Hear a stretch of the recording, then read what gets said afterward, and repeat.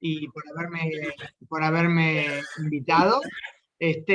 Cuando hablamos con Sara, ¿no? Pensando las opciones para el título, eso no solo Irán, ¿verdad? Que el tema no acá, los problemas no son, por supuesto, solo lo que más aparece en las noticias, Irán y los palestinos, pero no en tono de subestimar la importancia de esos temas.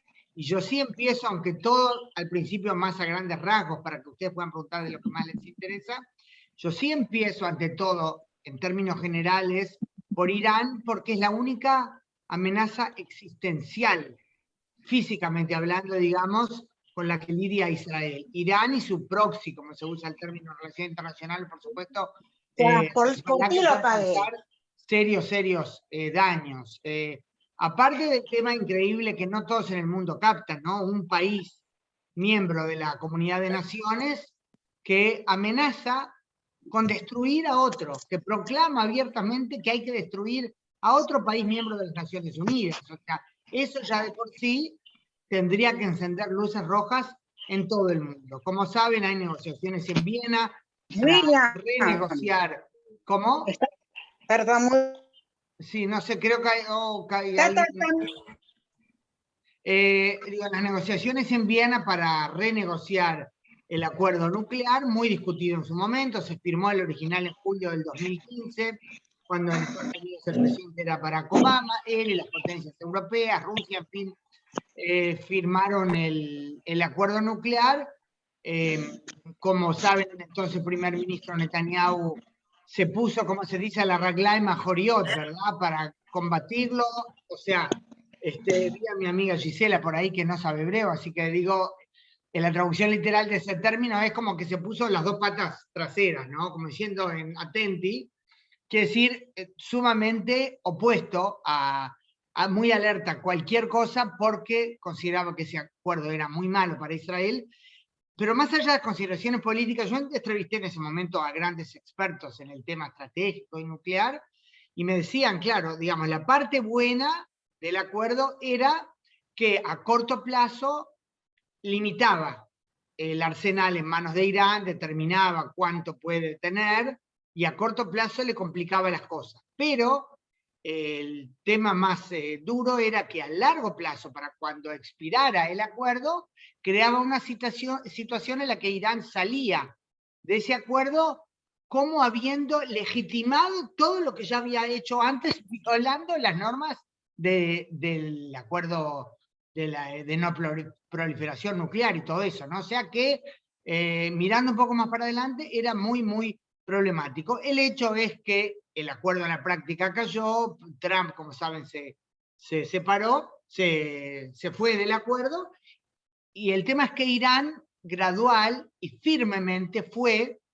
Irán que no se retiró formalmente del acuerdo, fue socavando cada vez más lo que quedaba del acuerdo, cada vez violando otra cláusula del acuerdo que formalmente todavía estaba vigente, acumulando una cantidad de uranio enriquecido que alcanza ya para una bomba. Claro que la bomba atómica no es decir tengo uranio, bueno, aprieto el botón y sale, mucho más complicado, mecanismos de detonación, en fin. Hay muchos elementos que componen lo que es la amenaza nuclear, ¿no? Ahora, la gran discusión, una discusión entre los expertos, por ejemplo, de la inteligencia de Tzahal y expertos norteamericanos, hay diferentes versiones, es cuánto tiempo precisa Irán para llegar a la bomba, lo que se llama en hebreo el Zman Pritzah, o en inglés es el to break for the bomb, o sea, desde el momento que toma la decisión, cuánto tiempo precisa tomando en cuenta todas las cosas que ya logró acumular. Y hay una de las posiciones que precisa unos muy pocos meses, ¿no? Y la gran pregunta es si vamos a saber del momento que toma la decisión, acelerar. Pero mientras fue violando gradual y firmemente todas las, o sea, muchas de las cláusulas del acuerdo nuclear que está suscrito también por Irán. Yo hace unos días les cuento que entrevisté, lo voy a publicar hoy o mañana en el portal, en el Semanario Hebreo High, lo publiqué ya en la edición impresa del Semanario Hebreo, entrevisté al imam Tauhidi. ¿Saben? Un imam, en español se dice imán en general, un imam viene a ser el líder, ¿verdad?, religioso en una mezquita, ¿no? digamos, se puede decir el paralelo al rabino. Por supuesto hay millones de imams en el mundo. Él se postula imam Tawhidi, el imam de la paz, se llama él en las redes, es chiita, nacido en Irán, ordenado como imam en Irán hace un poco más de 10 años y vive en Australia, ¿no? Y él se postula para las elecciones de este 25 de enero, o sea, creo que es el martes, ¿no? Que estamos a 23, sí. Se postula para vicepresidente del Consejo Global de Imams. No es algo que representa a todos los imams del mundo, por supuesto, pero tiene 1.328 imams, miembros, y él sostiene que la actividad internacional de ese consejo es muy importante, que por ejemplo el Departamento de Estado norteamericano consultó con ellos cuando querían emitir una proclamación sobre antisemitismo. Ellos condenaron el otro día el ataque a la sinagoga en Texas. Es un organismo interesante, ¿no? Y él me dijo, le digo, usted que nació en Irán, ¿qué le parece? Me dice, el régimen actual es un régimen compuesto por terroristas, y Occidente comete el gran error de creer que tratando de apaciguarlos o de acercarse, de convertirlos en amigos, van a lograr algo. No entiende que obtienen exactamente lo contrario. Porque el tema, y esto refiriéndose a lo de las negociaciones en Viena, ¿no? Pero el tema no es solo el tema nuclear. Una gran falla del acuerdo del 2015 era que no hacía referencia a otras amenazas, por ejemplo, al tema de la desestabilización, que es evidentemente política de Irán, desestabilización de estados en la región, a través del terrorismo, a través de intervención militar, así como tampoco hacía referencia a la amenaza al desarrollo de los misiles de Irán, porque los misiles son importantes porque son una forma de bomba, no es como en las películas necesariamente, pueden tirar una carga atómica que va en el cabezal de un misil. Y hoy en día también ponerlo en un paquete de correo y mandarlo en un avión. O sea que es muy, muy complicado todo eso. Y todos esos temas son la gran amenaza respecto a Irán. Muy en resumen, aunque me extendí un poquito más de lo que pensaba, eso es un tema clave, y el hecho que Irán arma a Hezbollah, por un lado, decimos Hezbollah en territorio libanés está disuadido, el hecho es que no lanza grandes ataques, y por otro lado el hecho es que se prepara continuamente en la campaña de los misiles precisos, del gran arsenal misilístico que tiene Hezbollah, que por supuesto no tiene nada que ver con el arsenal de Hamas, que también nos causa problemas. Lo de Hamas son cohetitos al lado de lo que tiene Hezbollah. Eso que sepamos, ¿verdad? Y si logra Irán convertir, como está tratando hace tiempo, a todo el arsenal de misiles de Hezbollah, o a gran parte, en misiles precisos, que puede elegir Hezbollah con una precisión de hasta 10-15 metros dónde pegar, estamos en serios problemas, ¿no? Y eso es cuestión de percepción cuando considera que está suficientemente desarrollado como para poder, como que llegó el momento, ¿no? Claro, el Líbano está en una situación tan terrible en el plano interno, económica, de salud pública, de todo, que Hezbollah tendría que ser muy suicida para ahora lanzarse una aventura a la que sabe que Israel respondería muy fuerte. Pero eso pensando con nuestra mentalidad. La cosa es como ellos perciben el tema con su mentalidad tan distinta, ¿verdad? Así que ese es un tema. Dijimos en el título, no solo Irán, pero Irán es un tema clave y es sí la amenaza desde el punto de vista bélico más seria para Israel. Decíamos no solo corona, por supuesto, también, y bueno, eso, ¿saben? Yo he estado entrevistando a lo largo de estos 2 años muchos expertos, lo que aprendí es por supuesto de gente que sabe, médicos, expertos, científicos, y persiste la discusión, ¿verdad?, en la opinión pública con cierto sector opuesto a las vacunas, que tuvo un poco de, digamos, de inyección de fuerza esta discusión en los últimos tiempos con esta variante, porque como sabemos también vacunados se contagian. Claro, la gran diferencia es que los vacunados, salvo raras excepciones, enfermedades previas, otros problemas, no llegan a hospitalizarse y a estar graves. En general, por lo menos el 80%, inclusive las variantes anteriores, ¿no? por lo menos el 80% de los enfermos graves son no vacunados. A mí me pasó 2 veces, en 2 ocasiones en los últimos meses, que estando en Tel Aviv, vi de cerca las manifestaciones de los antivacunas, que es algo distinto de un padre que duda cuando se agregó la capa etaria, ¿verdad?, entre 5 y 11 años, padres que dudan, o gente que duda legítimamente, bueno, que le pregunte al médico, que no se nutran de las desinformaciones que hay en las redes.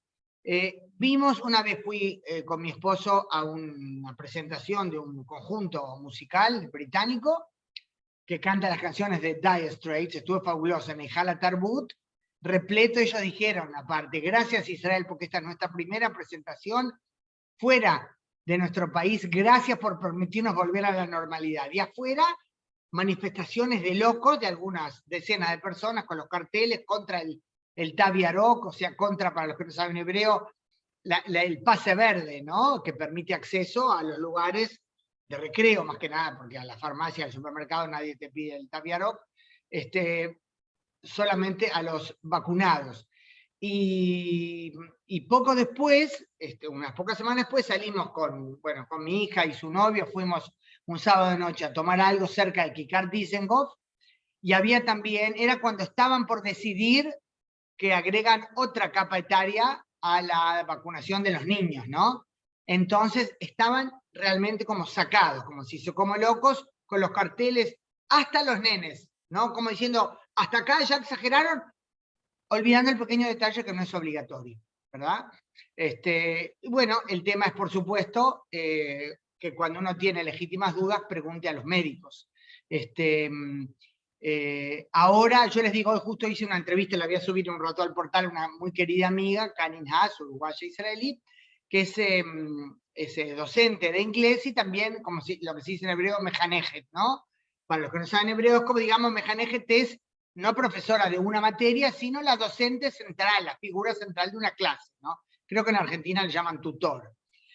Bueno, y ella cuenta de toda esa dinámica, por supuesto, y lo sé también por mi hermana, Sarita, que es maestra, las discusiones que hay adentro, por ejemplo, con todo lo que pasó, como saben, que desde este jueves cambia el sistema en la educación pública, y no es que si hay un niño confirmado positivo, toda la clase se va a cuarentena, sino que todos los niños harán las pruebas y el antigen en la casa, domingos y miércoles, ¿verdad? Y solamente el que está confirmado o se siente mal, se queda en la casa. Bueno, claro que eso agrega normalidad al funcionamiento del sistema educativo, pero también expone más a los maestros, ¿no? Me decía el otro día, broma, y creo que uno de esos chistes que circulan por WhatsApp, ¿no? Y creo que después en Eretz Nehederet, que es un programa satírico, que no perdonan a nadie, pues digo para los no israelíes que no saben, se ríen de todo con mucho nivel, lo mencionaron, cómo los padres en los últimos 2 años tiemblan cuando entra un WhatsApp de la maestra o la directora, dice, queridos padres, y todos se ponen histéricos a ver cuál es la próxima revolución con la que tendremos que lidiar, ¿no?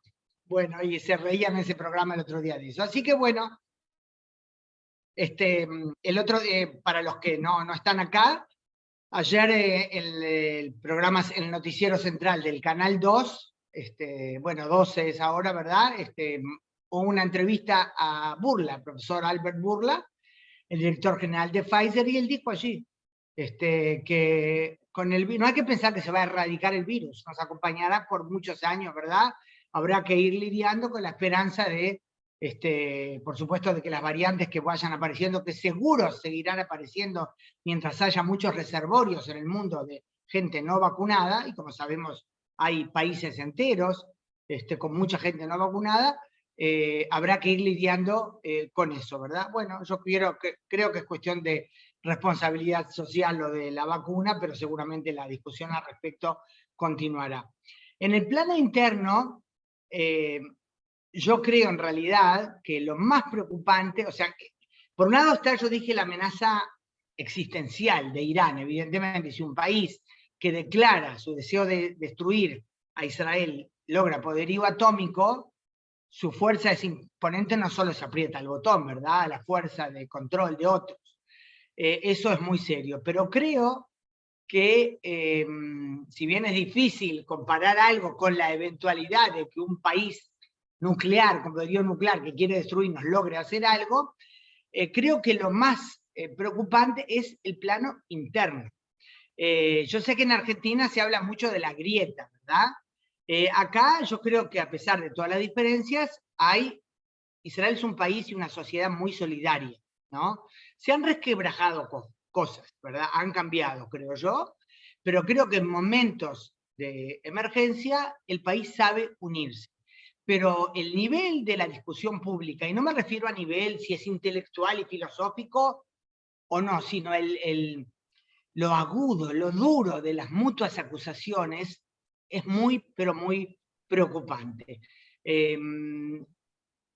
Cuando empezó todo esto, yo me acuerdo, ahora un pelín se calmaron las cosas, me parece, en la Knesset, aunque sigue habiendo una discusión muy álgida, pero cuando asumió el nuevo gobierno, ¿verdad? El nuevo gobierno, parte de la nueva coalición, los adjetivos, los términos que se usaban de parte de la oposición contra el gobierno, también en términos de cómo si antijudío, vergüenza, me cuesta hasta repetir los términos, ¿no?, que usaron, sumamente duros.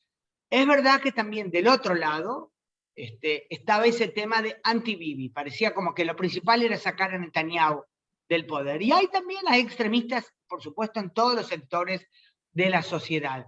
Pero yo creo que es muy peligroso lo que pasó cuando se unió esta coalición, y es legítimo, por supuesto, no solo discrepar, sino considerar que es peligrosa, que no es buena para Israel, más que legítimo, esto es una democracia. Pero a mí me parece que fue muy, o sea, peligrosa la forma, y es una línea que se adoptó y que sigue presentándola, quizás en una forma un poquito más tranquila o menos violenta, que no es un gobierno legítimo. La mantra es que porque está basado en un, digamos, porque el primer ministro es un jefe de un partido de 6 miembros, formalmente 7, pero como sabemos, uno de ellos no vota con esta coalición, Riklis, ¿verdad? De Yemina vota en general con la oposición actual. Ahora, es verdad, por decirlo delicadamente, suena medio raro, ¿verdad?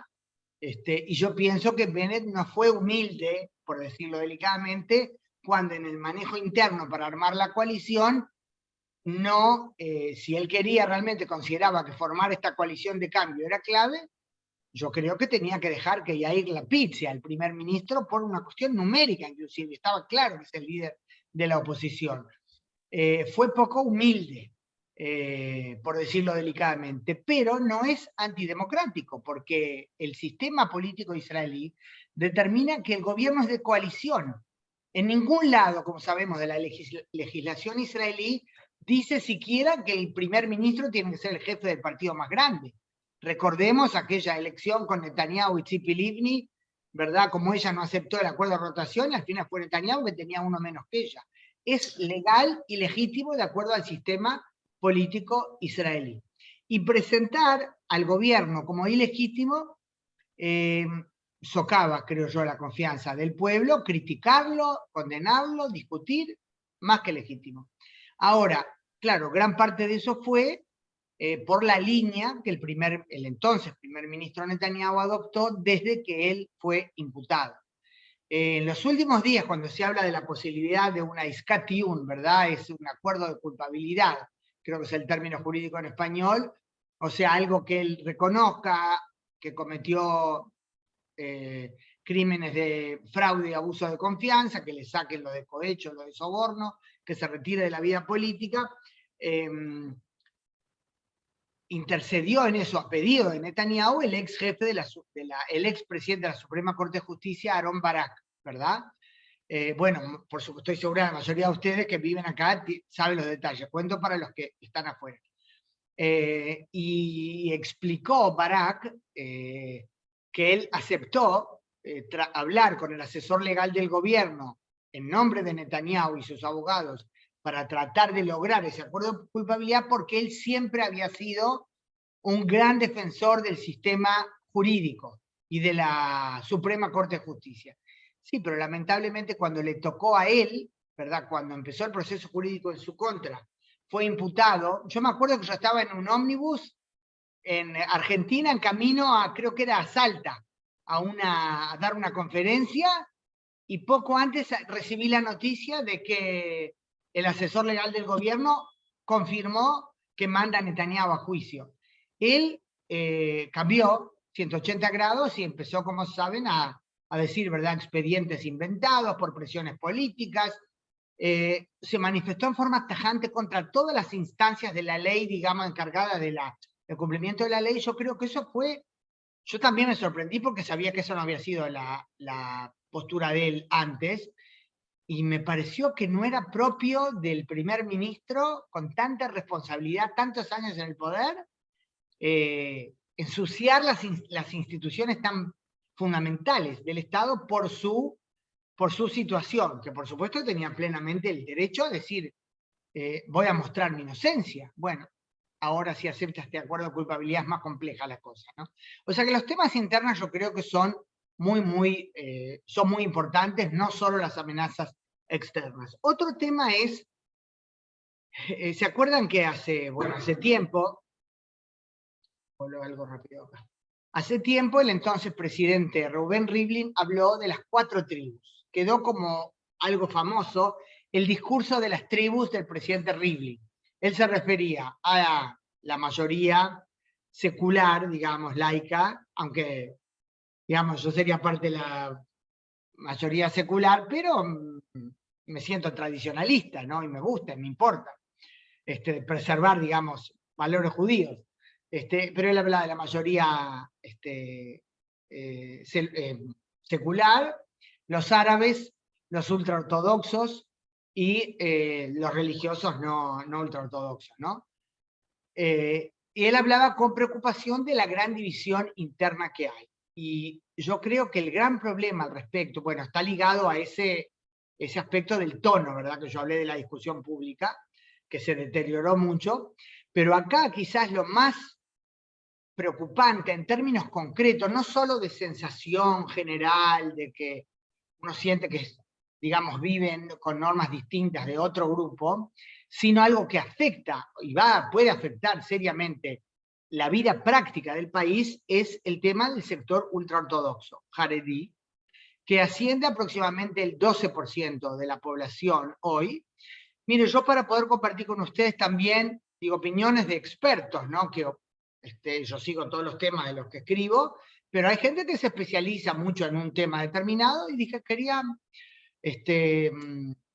saber que puedo compartir con ustedes algo bien estudiado a fondo. Y bueno, me comuniqué esta mañana con un investigador, un estudioso, yo lo conocía como miembro del Instituto Israelí de Democracia, Amajona Israelí de Democracia, y hoy me dijo, no, ya no estoy ahí, ahora soy vicepresidente del Instituto de Investigación del Pueblo Judío. Pero también, saben, o sea, un analista, sociólogo, en fin, experto en el tema de religión y Estado y sus distintas derivaciones.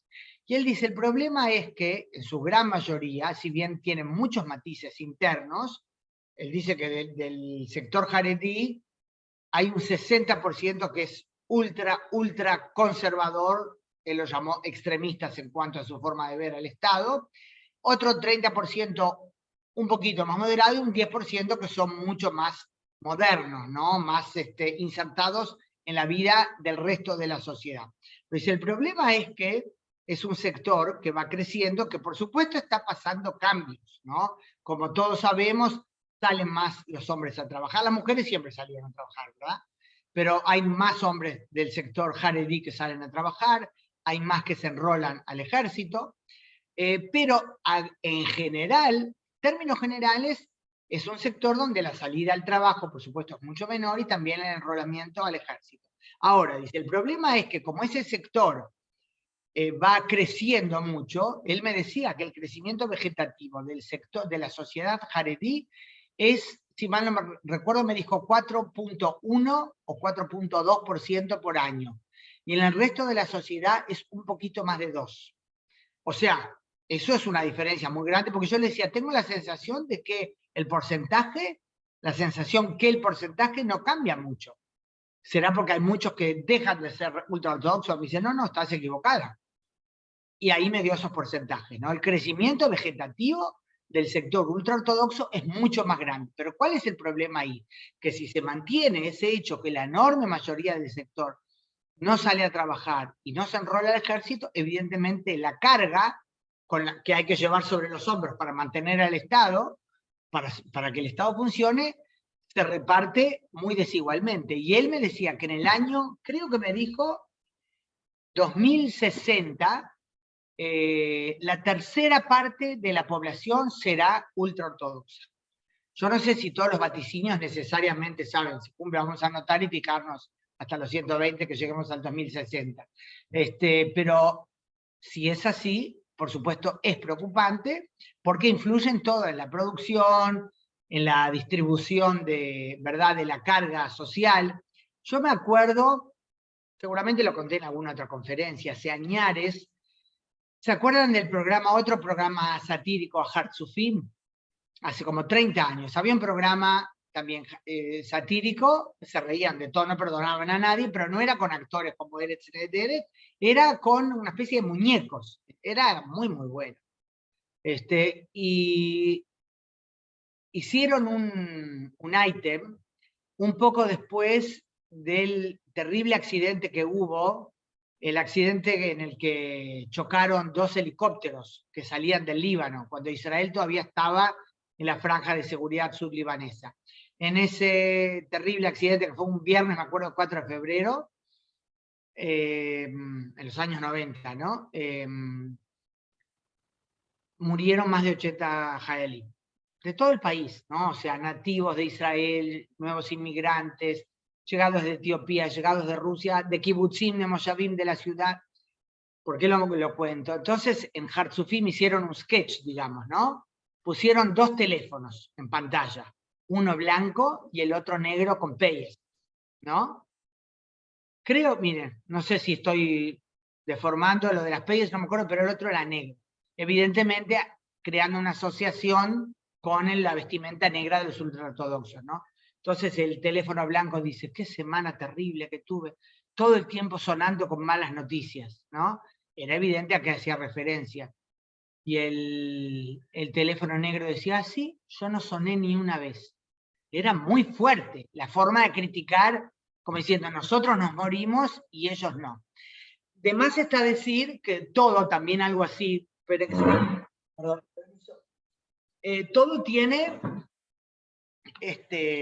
2 caras, ¿no? Porque si uno entrevista, yo lo he hecho, rabinos o gente ultra ortodoxa, inclusive gente me ha pasado, un gran estudioso que nació en Uruguay, bueno, la familia salía cuando él era chiquito, él era digamos, del sionismo religioso, estuvo en la Tzabá, hizo el servicio militar, de más grande se hizo Haredí. Pero él que conoce los 2 mundos, me dice, lo que pasa es que el promedio de la población secular no comprende lo que es el mundo de las yeshivot. Dice, yo no estoy hablando, dice, de un sinvergüenza que no estudia nada y para salvarse del ejército miente. No hablo de eso, por supuesto que tienen que ir.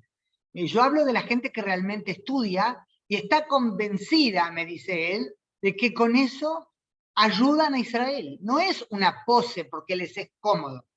Él dice, yo no sé si algún secular puede entender lo nada fácil que es estar todo el día estudiando. Yo entiendo lo que él dice.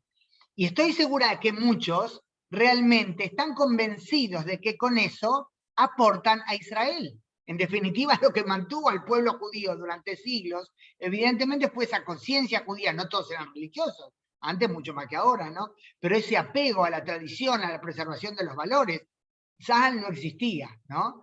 Entonces, evidentemente, hay también otra cara de la moneda, las cosas también, las proporciones, ¿verdad? Si no se trabaja y no se enrola, es realmente un serio, hay un problema al respecto, ¿no? El verse, cada uno poder ver la cara o, digamos, las motivaciones del otro, es muy importante en toda sociedad multifacética. Ya que mencionó esto de los Haredim, yo le preguntaba a este experto con el que hablé hoy, como él, el título general es tema de religión y Estado. Yo le decía, ¿cómo? Yo no sé si esto entra en el tema de desafíos, pero hablando de esto, me pareció que es interesante compartirlo con usted. Yo le decía, ¿cómo definiría usted a Israel? ¿Cómo pintaría el cuadro de lo que es hoy Israel en respecto al tema religión y Estado. Dice, bueno, ante todos los que dicen que esto es un Estado de la halajá es la ley religiosa judía, para los que no están aquí o oyentes no judíos que no sepan, es una absoluta idiotez. Israel no es un Estado de halajá en absoluto. Que hay quienes quisieran que lo fuera, sí. Ahora, por supuesto que la religión judía tiene un lugar muy importante. Primero, en la definición misma del Estado, de que nos vanagloriamos, Estado judío y democrático. Y sí, en temas personales, como por ejemplo, cómo te podés casar, sí, como sabemos, el rabinato es el único que tiene, dice dicho sea de paso, también para otras religiones. Solo es el casamiento religioso, ¿no? No se acepta el casamiento civil a menos que vengas casado del exterior. También ciudadanos israelíes que van al exterior para casarse en Chipre porque por alguna cuestión de halajá no pueden casarse en el rabinato, o porque por principio no quieren casarse por el rabinato, también pasa eso, pueden dejar al exterior y volver casados si se les reconoce, claramente, ¿no? Ahora, dice, por un lado uno puede decir eso, qué conservador, Israel, por supuesto, ¿no? Que se acepta solamente el casamiento en el rabinato, acá, a menos que venga del exterior. Pero por otro lado, Israel es uno de los países más avanzados del mundo en legislación en el tema LGBT, como se dice, la ATAB, que es en hebreo, ¿verdad? En legislación, si bien siempre hay una diferencia en todos lados, ¿no? Entre la legislación de un país, que puede ser muy avanzada, y quizás ciertos preconceptos en la sociedad que crean una situación de mayor conservadurismo que la legislación misma, ¿no? O sea, que exista una ley no quiere decir que todos los ciudadanos la abrazan con gran entusiasmo. Pero sí, de todos modos, él decía, Israel es de los más avanzados del mundo en la legislación respecto a la comunidad gay. Hace pocos días el Ministerio de Salud, como saben, confirmó que también parejas de un mismo sexo podrán hacer lo que se llama pundacaut en hebreo, es surrogate, ¿no? Vientre alquilado, ¿verdad? Para traer un bebé al mundo. O sea, que Israel es un país de muchas contradicciones, ya lo sabemos, se ve en eso también. Otro tema que yo quería dejar para el final, pero claro, hay mucho para desarrollar ahí, como siempre hablé más de lo que pensaba, mejor voy a dar solo una mención general y que ustedes puedan preguntar lo que quieran. El tema Palestina. Yo creo que, por más que, por ejemplo, el primer ministro lo dijo hace unos días, ¿verdad? Perdón, que cuando el gobernante del exterior hablan con él, no creo que fue Bennett que lo dijo, él siente que al final menciona el tema palestino como para que, por cumplido, ¿no? Como para que no digan, ay, ni se preocupó por los palestinos. Que no ese es el tema que les interesa. No hay duda que no es el tema principal que está sobre la mesa. Yo personalmente creo que a nosotros nos debe importar solucionar el conflicto con los palestinos. Ahora, es muy, pero muy complicado. Porque, por ejemplo, está la Autoridad Palestina. Yo he escrito muchísimo contra la incitación que protagoniza la glorificación del terrorismo, la presentación de los terroristas suicidas, o de terroristas en general, como ejemplos a seguir, campamentos de verano que se llevan nombres de terroristas, muere uno en un atentado, enseguida es el shahid, el mártir, o sea, el héroe que se debe emular. Eso envenena la cabeza de la gente. Yo digo, primero las madres palestinas tendrían que estar preocupadas, ¿no? Por otro lado, es un hecho que la alternativa a la autoridad palestina es Hamás. Peor todavía, no hay ninguna duda que peor todavía. Y el hecho es que la autoridad palestina coordina la seguridad con Israel, no es un mero título. No es algo que está ahí, bueno, pero no, coordina temas de seguridad. Es por eso que Benny Gantz, bueno, no solo por eso, se encontró hace poco con el presidente Abbas, con Abu Mazen. Yo entrevisté hace poco bueno, yo lo admiro y lo adoro, a Ohad Gemo, el periodista especializado en la temática palestina del Canal 2. Él me dice, no hay ninguna duda que la coordinación se concreta en forma muy clara en el terreno. Y eso es verdad, claramente, que ayuda muchísimo a la autoridad palestina a mantenerse en el poder. por supuesto, Israel por un lado no quiere hablar con él, pero tampoco quiere que caiga porque viene jamás, ¿no? Pero por otro lado, eso también ayuda a frustrar atentados. O sea, es un paquete con tantas contradicciones internas, muy complicado. Yo quisiera poder separarnos de los palestinos. No es que digo, quiero desmantelar los asentamientos. Está claro que si alguna vez se llegara un momento así, se adoptaría la fórmula de los bloques de asentamiento, ¿verdad? Que el grueso de la población judía quede del lado de Israel y a cambio del resto, intercambio de territorios. Ahora, por otro lado, o sea, porque yo digo, para preservar el carácter judío y democrático de Israel, quiero eso, no por los derechos palestinos, que es otro tema, está. Yo digo por nosotros, ante todo. Y por otro lado, siempre hay otro lado de la moneda, como dije, todo tan complejo. Por otro lado, no me puedo olvidar que cuando Israel se retiró de la Franja de Gaza, octubre de 2005, desmanteló todos los asentamientos. Yo estuve ahí, lo vi. 12 de septiembre del 2005, Tzahal cerró la última puerta en la última base, y desde entonces no solo que paró el terrorismo, sino que aumentó el disparo de los misiles. Y si eso pasa en Judea y Samaria, Cisjordania, los misiles caen en Jerusalén y en Tel Aviv. O sea, es muy complicado. No, nada de decir, bueno, lo soluciono por acá, estamos tranquilos. Todo tiene como es la quinta pata del gato, ¿no? Habría mucho para elaborar sobre este tema, el palestino más que nada, pero creo que siendo la hora que es, mejor les dejo a ustedes que puedan preguntar lo que quieran, y bueno, y acá estamos. Hay que unmute.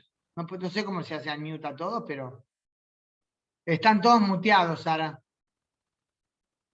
No sé, pienso, Perdón. yo abrí ahora, pienso que todos pueden abrir, ¿no es cierto? Okay. Sí, en este momento justamente quería decirles a todos, el que quiere hablar, que por favor levante la mano y entonces también se quite el que le dé posibilidad de hablar, ¿no? Que está en mute ahora, pero levantando la mano se puede habilitar el micrófono. Perdónenme un segundito. Ay, yo me desmayo. Ahora mi hija tiene corona. Ojo. Oh, la verdad. Wow. Wow. Perdónenme un minutito. Bueno, los chiquitos, los nietos ya están negativos. Bueno, por lo menos... Mi esposo, muy práctico, cuando me hacía la antigena hace un rato, le digo, Dani, te tenés que organizar, a ver dónde querés vos, y yo me voy a otro cuarto. Me dice, bueno, si vos también das positivo, soluciona el problema. Digo, linda solución. Mejor que lidiemos con el problema y no que yo dé positiva. Bueno, es una ruleta rusa, ¿eh? Dios mío. Es una ruleta rusa. Bueno, ¿quieres escuchar, Hanna, o quieres parar? Sí, perdón, dale, sí, perdón. No, lo que tú digas, porque podemos interrumpir, dejaremos la pregunta solo un minutito. En otro momento. Espera, un minuto. Perdone que le mando un mensaje a mi Jali, discúlpeme un minutito. Qué cosa, Dios mío. Perdóneme. Mijalu, Vidita, perdón que no te atendí, estoy dando una charla, pero ahora vi tu mensaje. Bueno, pero a Coli debe ceder. Después te llamo, vida, un beso. Bueno. Está. Culiosen, soy todo oídos, ahora sí. Bueno, hay alguien que quiere hablar, que tiene que levantar la mano y habilitar el micrófono. Muchas gracias. ¿Cómo es la cosa? Sí. Sara, ¿tú lo haces? Acá sí. Veo que Rosa se... ¿Tú lo manejás, Sara? No, yo pienso cada uno que levante la mano y lo dejamos, y José deja. Sí, el que quiere hablar tiene que abrir el micrófono y hablar uno por vez, por favor, porque ahí yo no puedo ver tenemos 70 personas en la pantalla y solamente puedo ver 25 a la vez. Así que por favor, el que quiere hablar, que hable, y cuando habla uno, que por favor el otro espere. Gracias. Bueno, acá yo veo a Rosa, también yo estoy en una pantalla. Ay, Ale, ¿Cómo Ale. estás, Rosa? Amigo Ale. Hanna, ¿cómo estás? ¿Bien? Bien, Rosa, ¿qué tal? Bien, querida. Mira, te iba a contar, vos sabés que yo tengo familia en Israel y se dieron el cuarto Pfizer y vos podés creer que se agarraron el coronavirus enseguida que se dieron la cuarta. Bueno, pero Entonces, esto estaba claro de antemano, Rosa. Bueno, no de antemano, a ver, confirmando ¿por qué? rápidamente, que A no, ver. digo que no protege Ujú, la vacuna del Omicron, o sea, logra perforar, digamos, logra penetrar la vacuna, pero sí protege de gravedad y de hospitalización en general. Puede haber excepciones, pero de vacunación está claro que el Omicron penetra la vacuna. Eso se sabe. Sí, sí, sí. Igual acá en Uruguay esas cosas no es tanto que están pasando, pero también, igual acá también, viste, la gente se vacuna y hay gente con coronavirus, es algo muy complicado, todo el mundo está muy Bueno, complicado. porque esta variante en especial lo que tiene es que es tan, pero tan contagiosa que penetra la vacuna, pero por otro lado, la gravedad es 7 veces menos que la variante anterior, que las anteriores. O sea que eso es muy importante. Claro, el problema con eso, al ser tan contagiosa, Loni, ¿entendí bien? Mijaly también. Levanti Najón, Mijaly Gam. Yo digo el problema, no sé, llamémoslo psicológico, ¿verdad? En la lucha por convencer a la gente que todavía es renuente a vacunarse, claro, está esa frase superficial. Ah, mirá, si ahora tantos vacunados que yo conozco se contagiaron. Sí, es verdad, claro que eso no es bueno, pero el hecho de minimizar el riesgo de enfermedad grave también es importantísimo. No hay duda que la enorme mayoría de los graves no están vacunados. Eso no cambia. Eso es verdad. Gracias. Sí, sí. Muchas gracias, querida. Por favor, Rosa. Ale, mi querido. Hola, hola Anita. Alejandro Weiss, el presidente del Keren Kayemet de Israel de Uruguay. Pero y amigo. Eso, Muy por eso dije, más que nada eso. Es que muy amigo, te diría que me siento muy hermanado con Anita, y muchas gracias a los organizadores de la charla, porque siempre que habla Ana, para mí es un placer aprender y escucharla de todos los puntos de vista. Pero siempre vos me hablas conmigo en el WhatsApp todos los días igual. Sí, también, pero siempre me llevas alguna sorpresa. Por ejemplo, la estadística de los, sin ofender a nadie que sea ortodoxo, que para el 2060 va a ser la tercera parte de la población en Israel, y eso sería un problema. Yo a veces creo que las estadísticas le erran también, o hay variables hay que ver si se concreta, ¿no? Lógico, sí. Las variables a veces se cambian. Nadie esperaba lo del COVID o lo del Omicron o lo que sea. Y lo único que quería decir es que me parece que el mundo tiende a que esto se normalice, y que a partir de marzo ya veo que varios países ya el mundo lo va a no erradicar, o sea, va a estar, y va a ser una gripe normal, una enfermedad más. Sí, no hay que sacarle importancia como al resto de las enfermedades, pero una gripe te mata, el hambre mata y un montón de cosas mata. Entonces, bueno, yo no tuve COVID, pero un montón de gente ha llegado a mí, muy cercana a mí, y si mal no veo, también creo que hay una tía mía por ahí mirando el programa, que es Erika, Helber. Erika, ahí la veo. Hola, Erika. Estás a 2 cuadritos de tu tía. Estás a 2 cuadritos de tu tía. A 2 cuadritos. Sí. Te quiero mucho, y a mis primos también. Pero bueno, nada, mandar un saludo. No es por restar importancia, pero todos lo vamos a tener, y bueno, vamos arriba, que vamos a superar esto. Lo de Irán, por supuesto, es un tema muy complicado, y vos sabés, mi opinión es bastante determinante con el tema musulmán. No lo voy a decir porque me matás. No pero sabes lo que pienso, determinante, digo, y bueno, para mí hay que actuar, pero también tampoco es fácil, y menos en estos momentos. Y bueno, dejarte un beso muy grande. Gracias, querido. Pero algo respecto a lo que dijiste de la corona. Ahora, como están las cosas, yo ya no atrevo a decir No me atrevo a decir, no necesariamente todos los vamos a tener, porque ahora estoy rodeada, espero que yo no, por ahora me siento bien. No, pero el tema de que, bueno, que esto va a seguir, pero va a ser como una gripe, eso depende de la variante que se vaya imponiendo. Eso es Esta verdad. variante es así, las anteriores no fueron así. O sea, hubo varias que sí enseguida fueron, digamos, se vieron superpuestas por otras más graves, ¿no? Pero hubo variantes, esta es, como yo decía antes, datos que probablemente quedan los expertos, ¿no? Que no los inventé yo, 7 veces menos grave que la anterior. Entonces depende de la variante, no necesariamente esto queda siendo una gripe. Pero hay otra cosa, les quiero comentar nuevamente lo que aprendí de expertos, ¿no? El tema con el coronavirus, sea la variante que sea, va más allá de cómo pasás la enfermedad. Hay mucho que todavía no se sabe, pero de las variantes anteriores sí se sabe. Hay lo que se llama long COVID, como saben, o sea, esos efectos que quedan, que pueden ir meramente de fatiga enorme a cosas más serias, que quedan por mucho tiempo después de haber pasado la enfermedad, inclusive en casos de gente que la pasó muy liviana. Yo entrevisté, lo publiqué hace poco, si les interesa está en la sección entrevistas del Semana Libre Ocay, a la profesora Dalia Grisaro. Es la jefa de la unidad de enfermedades infecciosas en el hospital Dana de niños en el Ígilov de Tel Aviv, ¿no? Es como un subhospital dentro del hospital Ígilov. Y ella me dijo, hubo niños en las variantes anteriores, ¿no?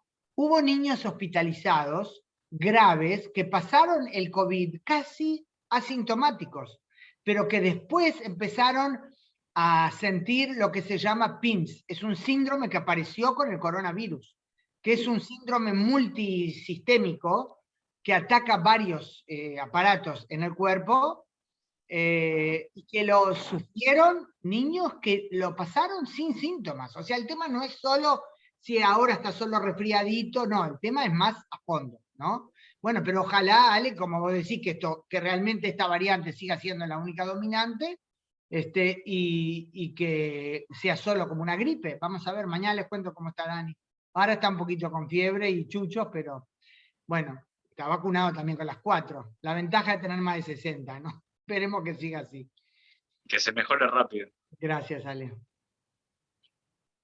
Acá me cuenta, por ejemplo, una gran amiga, Gisela Espínola. Mi hija tuvo en marzo, me acuerdo cuando me contaste, Gisela, todavía no recuperó el olfato, por ejemplo, y todavía mucho dolor de cabeza que antes no tenía.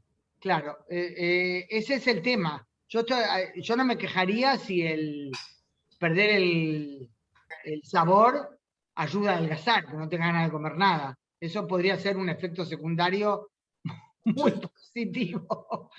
Pero bromas aparte, hay que ver, ¿no? Cómo se lidia con cada situación. Yo estoy siempre en la misma pantalla. Paso para ver si hay otro amigo que quiere preguntar. Quería No, varios preguntar amigos. algo. Sí, ¿quién? Adina. Espera, Adina. espera. Acá estoy. Adina, estabas antes en la primera pantalla. Sí.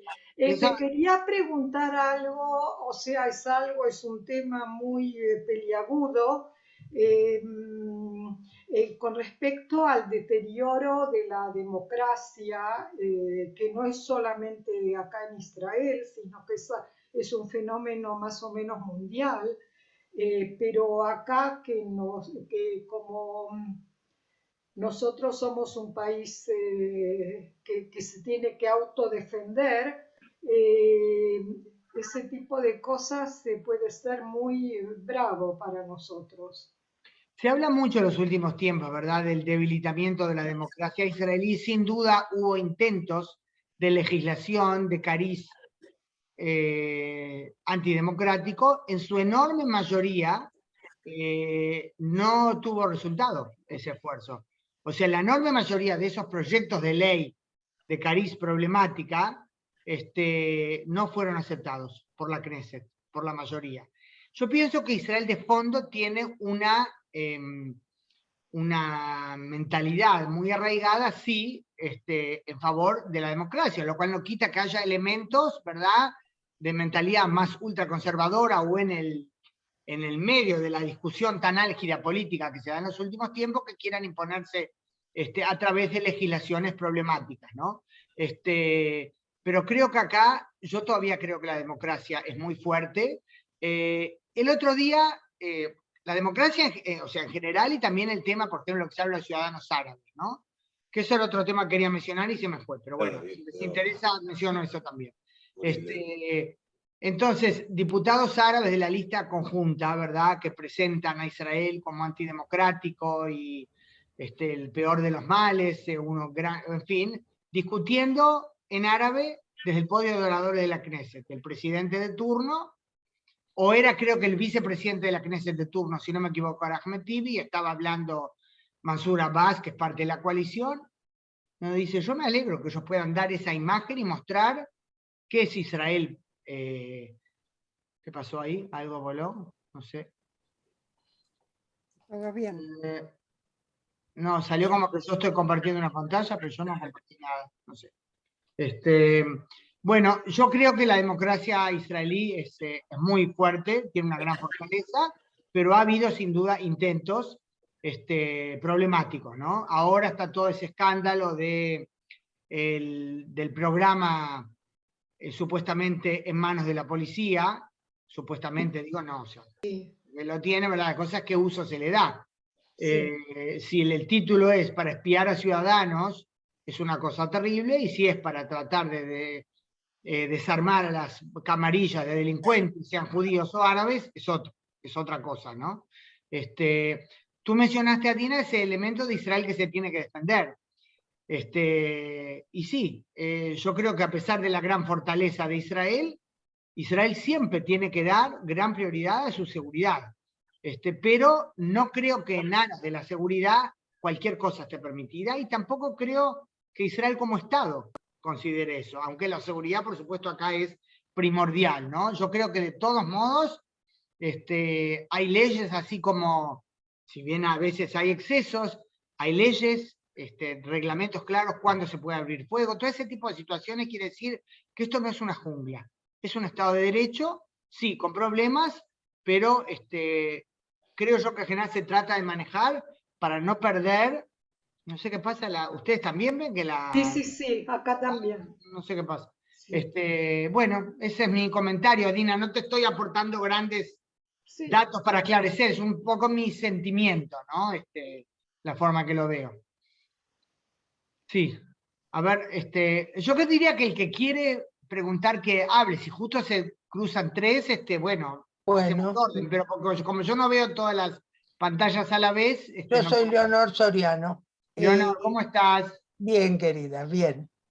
Escuchá una cosa. ¿No parece que estás en medio de un satélite. No, espera, voy a prender la luz si querés, pero no, yo apagué la luz para verte a vos y poder concentrarme. Pero lo que yo te pregunto, ¿no te parece que sí, después de, hace muchísimos años atrás, como 30 o menos, 29, firmábamos al lado del Mashvir para una constitución? ¿No te parece que eso resolvería mucho todo el problema? Evidentemente no se llegó a una constitución por las grandes discusiones, más que nada con los ultraortodoxos. Eso es lo que pasa, que quieren... Claro, es que el tema central con los ultraortodoxos es cómo se ve al Estado, cuál es la visión del Estado. Hay una expresión en hebreo, como antiguo, es Dinah de Malhuta Dina, o sea que la ley del reino, del Estado, ¿verdad?, es la principal. Bueno, para ese sector esa no es la ley principal, es la Torá, la ley principal, con sus distintos matices. Por supuesto, dentro del sector, creo que siempre es injusto generalizar en forma absoluta, ¿no? Pero por otro lado, las leyes fundamentales, lo que en hebreo llama Jukei Yesod, hacen las veces de constitución.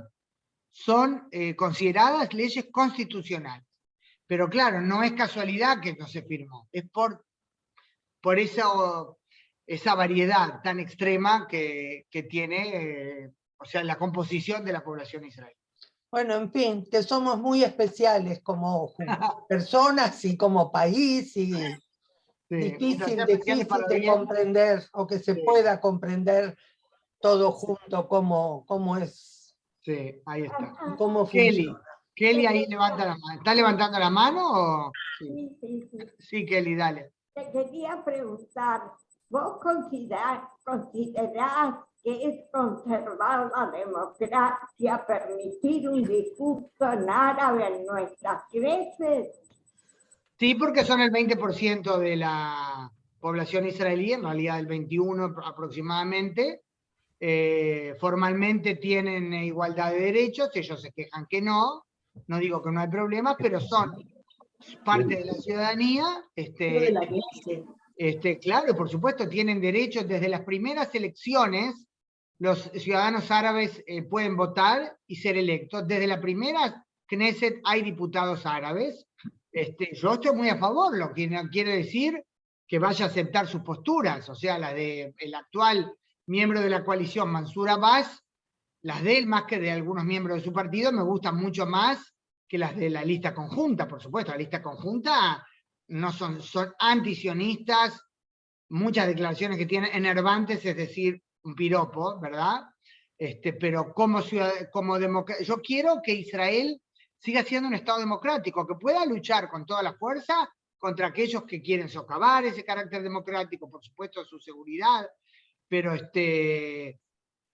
yo creo que es importante la inserción plena de la ciudadanía árabe israelí. Si alguno viola la ley, se suma al terrorismo, que terminen esos todos en la cárcel. Pero los que quieren, a mi modo de ver, vivir en Israel como ciudadanos, y no quiere decir todos que tienen que amar la ideología del Estado. A mí me basta que consideren lo que me consta personalmente, que muchos consideran que acá está mucho mejor que lo que estarían en cualquier lado alrededor, para que sean buenos ciudadanos y también aportan a la sociedad. El 25% por lo menos de los equipos médicos son árabes. No sé si saben, aunque el que haya tenido que estar en un hospital lo ve. Sí, seguro. Erika, sí. No, volviendo un poquito atrás, sobre los resultados del COVID, acá se comprobó, somos un país chiquito, pero igual tenemos muchísimos casos ahora con el Omicron, y se comprobó que el 50% de los fallecidos en el CTI no estaban vacunados. Y del otro 50%, la gran mayoría tenían las vacunas ya vencidas o le faltaba la tercera vacuna. Sí, eso se confirma, Erika, en todo el mundo. No me acuerdo de memoria esa estadística ahora de Uruguay. Pero no hay ninguna duda. Claro, que es verdad que algunos de los que están ingresados en cualquier lado, pasa acá también, ¿no? Como enfermos graves, pueden haber sido ingresados por algún otro problema. Claro, y se agarraron COVID. Que tienen COVID, entra en la estadística del COVID también, ¿no? Pero a veces pasó hace poco, creo que 1 o 2 semanas, en el hospital Soroka de Beersheba, 2 niños de 6-7 años murieron con corona, pero claro, tenían enfermedades graves, otras enfermedades. No hay duda que la no vacunación incide muy, muy seriamente. Otra cosa. El otro tema que yo quería decir es sobre la cantidad enorme de musulmanes que están viviendo en Occidente, que se han mudado para Occidente, y pienso que las mujeres musulmanas, al ver la vida diferente que tienen las otras mujeres, porque no pueden no llegar a ver por más que estén oprimidas y encerradas, se darían cuenta de la importancia que tiene la democracia y vivir de otra manera. O sea que pueden ser las mujeres árabes quienes realmente sean una buena propaganda para promover la democracia y rebelarse contra esa opresión religiosa que están viviendo. Lo que pasa es que, en mi modesta opinión, eso lo analizás con tu lógica occidental, Erika. Lo cual no quita que muchas mujeres, por supuesto, al estar expuestas a esa situación, vean que puede ser distinto. Pero quizás habiendo crecido en un entorno muy, muy diferente, muy religioso, islámico y muy conservador, no estén abiertas a esa crítica, digamos, del propio entorno en el cual crecieron. Pero aparte hay otro elemento. Yo creo que cometeríamos un serio error si creyéramos que cada mujer que está tapada con el hijab, que se le vean los ojos, la cara sola o solo, no sé, los jeans, es una oprimida. Yo creo que eso no es así. A mí me pasó hablando con una musulmán, no alguien con un cargo para una entrevista, pero conversando, ¿no? Me decía, ¿por qué? ¿De dónde sacan que yo me siento oprimida? Yo hago esto porque yo considero que esa es mi verdad. O sea que la cosa es un poquito más complicada. Claro que el tema de opresión y violencia, como casos extremos, como vemos en Afganistán, ¿verdad? Como conocemos, o como pasó bajo el Estado Islámico, eso es otra cosa, por supuesto. el gran tema de los musulmanes en Occidente es querer construir en Occidente su vida de acuerdo a las normas del Islam, ¿verdad? Sin respetar las normas del anfitrión, en este caso. Ese es el gran problema. Bueno, no hay una verdad absoluta al respecto, ¿verdad? Sí, Yosef. Gracias, Ana. Espera, y acá, Juanita, es porque estás en hebreo. Sí. Juanita, ¿cómo? Sí, Juanita. Juanita. Dos preguntas quería formularle. Sí. ¿Por no me qué? trates de usted que me hace sentir vieja, por favor. A ti. Dale. Mucha suerte con tu familia. Gracias.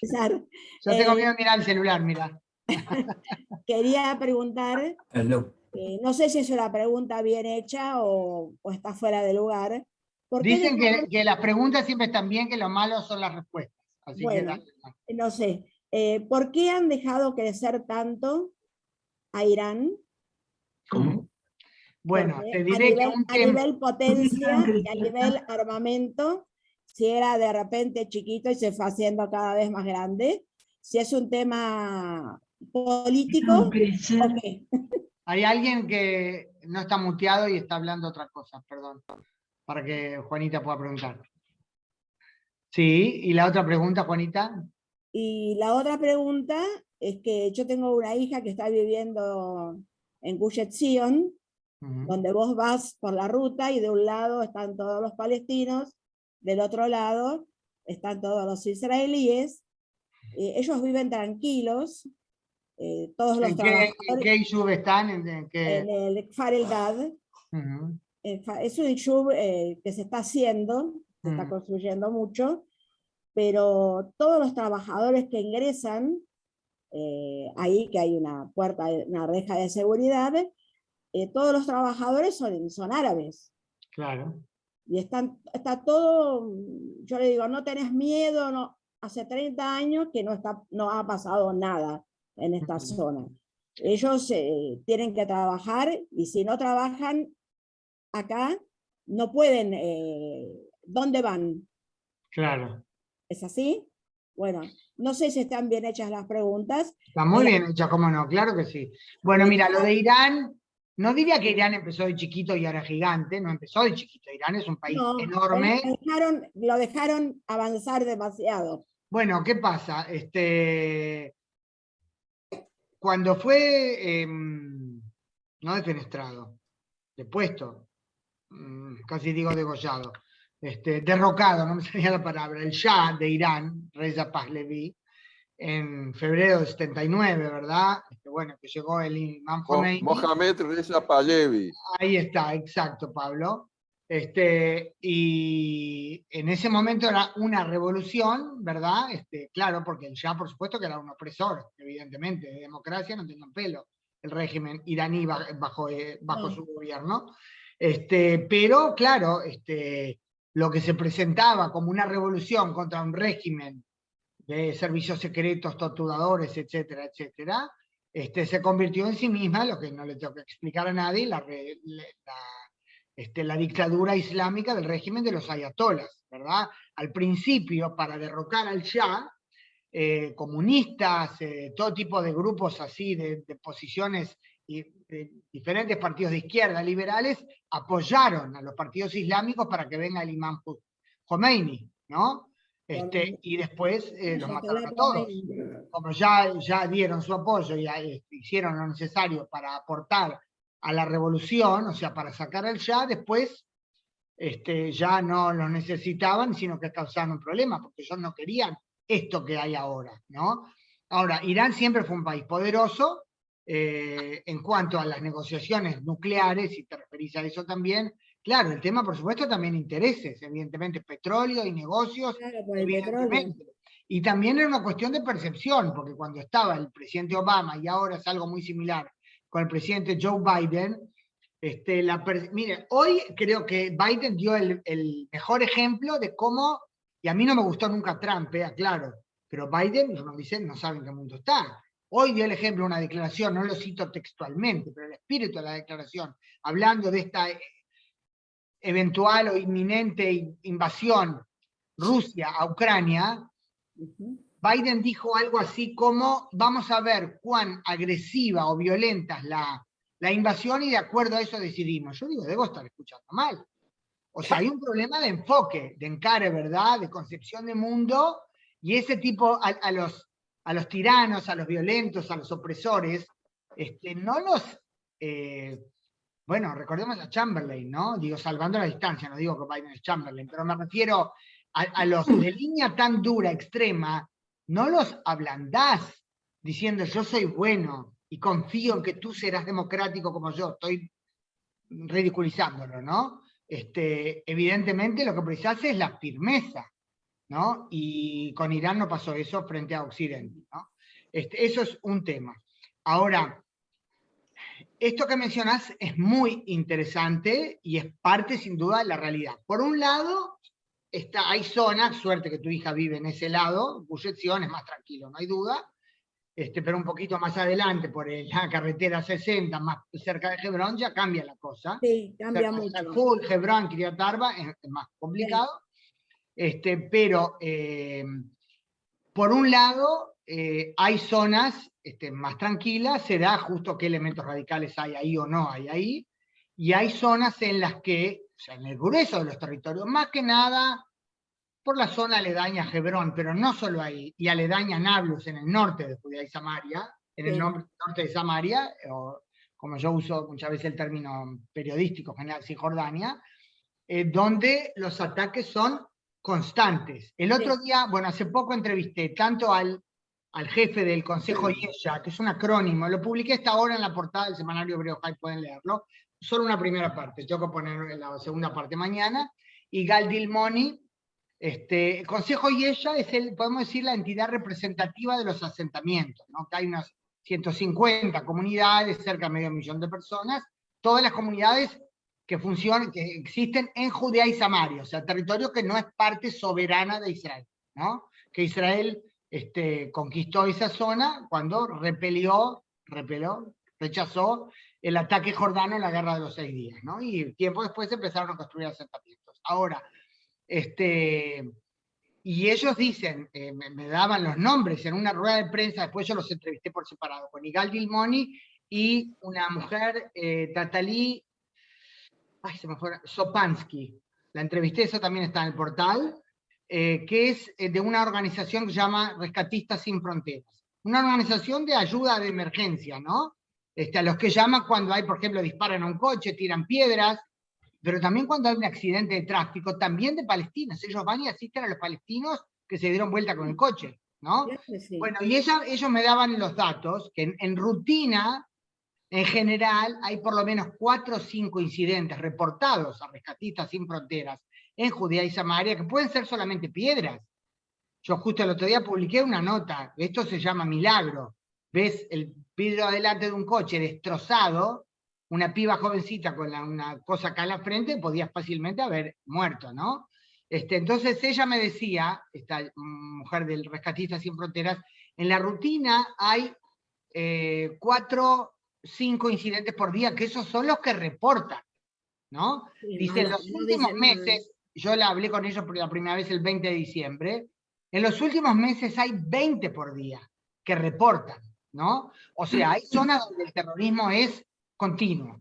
Por otro lado está esa situación que tú describiste, suerte que es la que vive tu hija, de numerosos palestinos que trabajan tanto en el Israel soberano como dentro de los asentamientos. Por supuesto ganan muchísimo más que lo que ganarían trabajando en las ciudades palestinas. Y que yo mencioné, el jefe del Consejo Yesha, ¿no? Que representa los asentamientos, él me decía, me comentaba de cuando yo lo entrevisté, después del Zoom lo entrevisté a él separado, me decía, hoy pasé, no me acuerdo por qué lugar, me decía, y había una zona industrial donde trabajan 35.000 palestinos, por supuesto que es bueno para sus familias, es bueno para el desarrollo de la zona, claro, él convencido de que eso tiene que ser parte integral de Israel, y que ellos puedan trabajar, por supuesto, libremente y todo. Otra parte de Israel, como saben, piensan que para que se pueda vivir bien y que Israel siga siendo un Estado judío democrático, ellos no tienen que ser parte de Israel. Eso es de fondo la gran discusión de fondo, ¿no? Que es acá preservar el sionismo. declarar la soberanía israelí en la parte hoy bajo control israelí en Judea y Samaria, o separarse. Pero eso es un tema de fondo que da para 3 charlas. Sí. Muchas gracias. Por favor. Muchas Yo gracias. quería hacer una pregunta. Se nos ha terminado el tiempo. Les agradezco a todos, principalmente a Hannah Beris por su excelente disertación, como siempre. Y realmente quiero destacar que la presentación de Hannah es ad honorem para ayudar a la Olei Jerusalén, a ayudar a los Olim Hadashim y a los no tan Olim Hadashim. Ya, muchísimas José, gracias. ¿puedo hacer una pregunta cortita? Muy Lo cortita. que pasa es que estamos ya pasados del tiempo. Tendríamos que dejarla para otra charla. Es muy corta. Porque lo que pasa es que tú haces una pregunta y después de eso viene otra pregunta para eso. Bueno, lamento mucho, muchísimas gracias. Muchas gracias. Y espero Gracias a verlos todos, en una próxima conferencia. Deseamos refugiarse para el marido de Hannah. Muchas gracias. Muchas gracias. Que estemos no todos te sanos. contagies. Eso. Chuchu. Suerte con tu hija. Gracias. Gracias a Que estén todos. todos bien de salud, Hannah. Chao. Muchas gracias. Amén, amén, amén. Chao, querido.